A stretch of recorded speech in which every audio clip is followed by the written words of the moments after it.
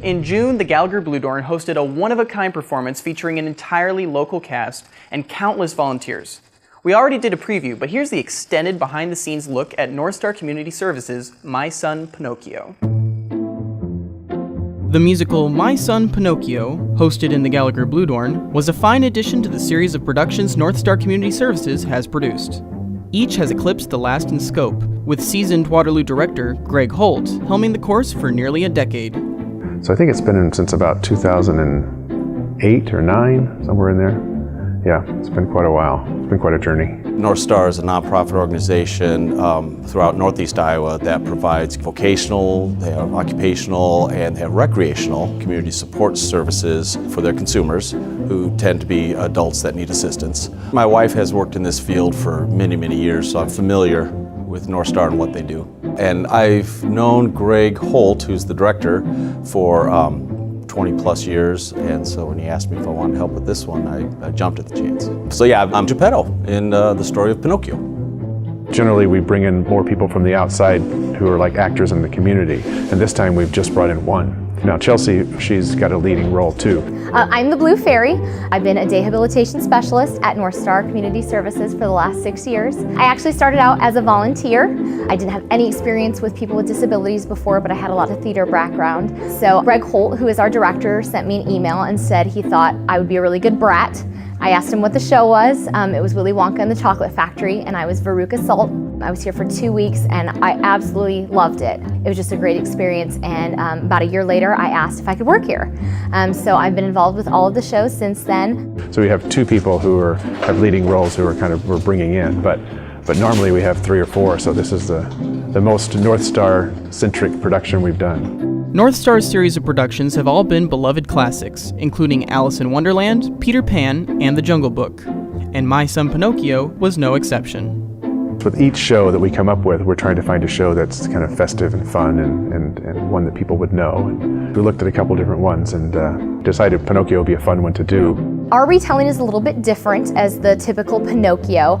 It's actually from Geppetto's point of view. Because the story begins with Geppetto not wanting Pinocchio as his son anymore because he's a naughty boy and he wants a good boy. And then it flashes back to the whole process of how Pinocchio came to be. And at one point, Geppetto starts to realize that, okay, maybe I made a few mistakes along the way too, and starts to come to an understanding. And who is a perfect child? You know, the whole idea, and I think that works really well for this demographic. You know, everybody's like, well, I want my child to be like everybody else. And it's like, do you? But the nice thing is all the fun stuff that Pinocchio goes through is also in the play. The adventure is still in there. Indeed, a hefty portion of the story follows the puppet Pinocchio's magical adventures, who was effortlessly brought to life by a talented actress in her first ever lead role. You're a real boy! Well, not yet. You'll need to prove yourself to be truthful. I think I was a little nervous, but I got over it. I was excited. I think everybody has stage fright once in a while. Of course, she was no stranger to acting, having played parts in previous North Star musicals. I did Peter Pan, I was the girl. And I did Jungle Book, I was a monkey. And now I'm a lead role, Pinocchio. We still have, some of the classic characters that we've made sure that we include, like Figaro and Cleo. I mean, they don't have any lines, Figaro and Cleo, but it's important to have them there. Also, Jiminy Cricket, that's an important one. And the fox and the cat, that's just the things people come to expect, Each of these side characters were thoroughly delightful, notably the infamous scheming fox and cat, played respectively by both the North Star veteran and a newcomer. I was the fox, the one who basically tricked Pinocchio into becoming an actor. I've been villains in basically everything I've been in. Captain Hook in Peter Pan, that was my first big villain role. Then the last one I was in before this one was Jungle Book, and I was Shere Khan, the tiger. And the experience Russell gained even helped him land a role outside of North Star. I was in the Waterloo Community Playhouse's production of Rocky Horror Picture Show, which is the very first one I've actually been outside of North Star. And it was fun. It was so much fun. With so much acting under his belt, Russell has started taking new actors under his villainous wing. Tim, who played the cat, that was actually his first time ever. He had a blast. At first he was nervous. I'm like, you're gonna get over it. Trust me. It's always a great feeling, like always fun to like make people laugh, like give them a good show. The duo played the roles with gusto, eliciting some of the heartiest laughs from the audience and doing justice to Disney's oldest musical villains.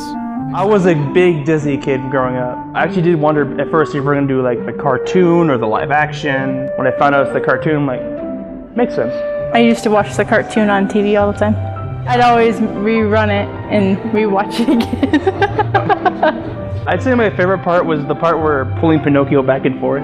When I put my leg is in front of the leg, a little old cartoon style thing. I'm like, mine, let's go. It's a Disney script. Disney owns the rights to this script, which is nice because we get to use the Disney songs. And what would Pinocchio be without these songs, right? And this one does have like I've Got No Strings and When You Wish Upon a Star, which are kind of those iconic songs we think of from Pinocchio.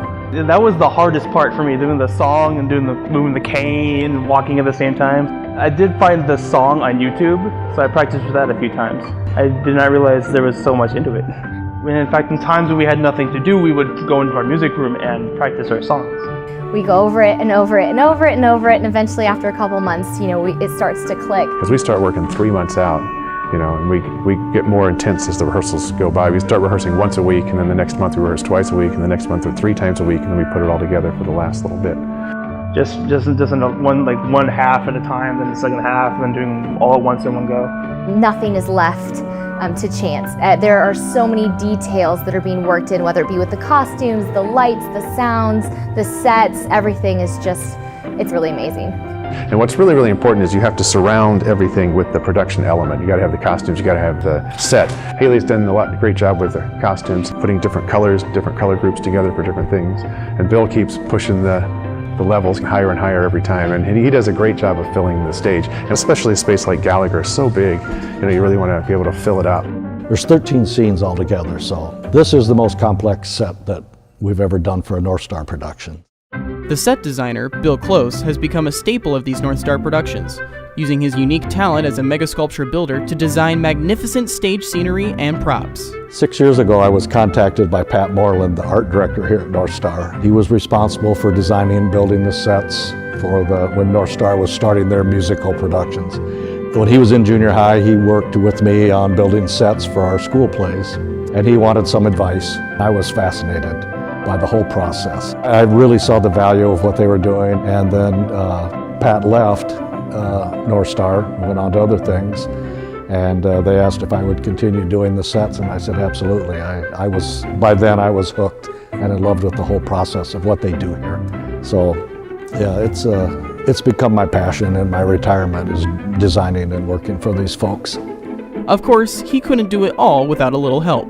Over the years, Bill's gathered a crew of fellow retired volunteers who help bring the numerous set pieces from sketch to stage. And all these guys have some kind of construction background, but they don't have the opportunity for them to get back into using their construction skills, and they're enjoying it, and I love having them around, and it's great camaraderie, and this is a huge set. This is the biggest set we've ever built.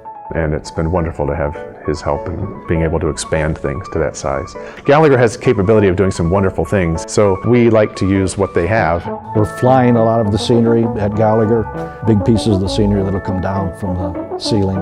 So we have Geppetto's workshop, we have Pleasure Island where all the naughty boys go, and that is 16 feet tall, 20 feet wide with sequential lights that flash. We have a 3/4 scale Ferris wheel, which is really exciting. We're hoping to get to put it up somewhere when we're done with the show. And at both performances, there were audible gasps of awe when the whale was revealed on stage.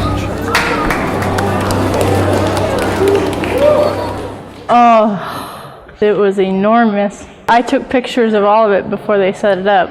So it looked like you're looking into an aquarium, because you'll just see the black light images of the consumers carrying fish puppets across the stage. And then as the lights gradually come up, then you see the huge whale that's appeared on stage. It's 27 feet long, and it really looks cute. Once again, Bill and his team had outdone themselves, elevating the entire enterprise to professional quality. Needless to say, much of that credit also goes to the North Star staff for organizing everything, and to Jody Muller in particular for securing the necessary funds, without which none of this would have been possible. The North Star people are the backbone of this whole project. They've lined up all the volunteers to do all the set work, the shadows that help on stage. Yeah, having the shadows is a really key part of the show. You know, ushering everybody about, showing them where to move, and then it takes a lot of stress off of the client who's trying to act, because when you're trying to remember your blocking, which is where you're moving, and you're trying to remember your lines, this way they can just worry about straight up acting and they don't have to do all that. And those that have seen a lot of plays and stuff, at first they might be aware of the people who are shadowing them, but that you forget it fairly quickly and you just kind of center in on the actors. They're putting in tons of extra time. And also Greg puts in untold hours to make this work. And we've had, of course, Joy helping us out with the stage managing stuff. It's the first time we've had a full-time stage manager. It's really been helpful. It's a huge process, you know, way more than one or two people could do. We really need the support of all these folks that make it happen. And then you add a couple more of us, and then North Star people are all behind the scenes. I mean, there's well over 100 people involved in this. I don't know of many places like this that would take on a project of this scope, especially since we're doing all this for a show that has 2 performances. But they do it here and they do it well.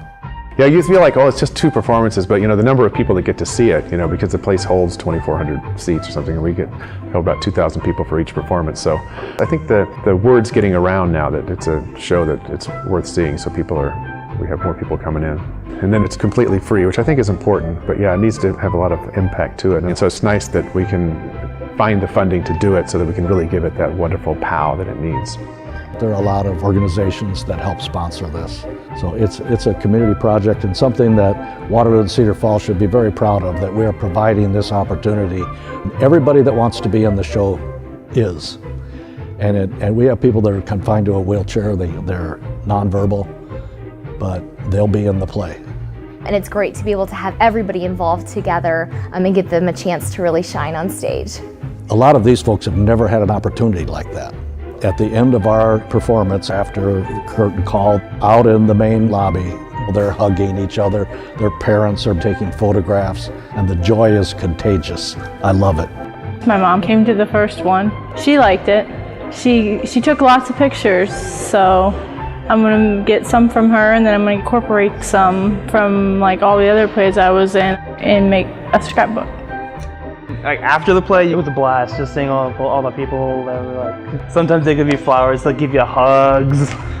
Someone actually said I should go to Comedy Central. I'm just thankful that I got to be the part that'll probably live with me for the rest of my life to remember.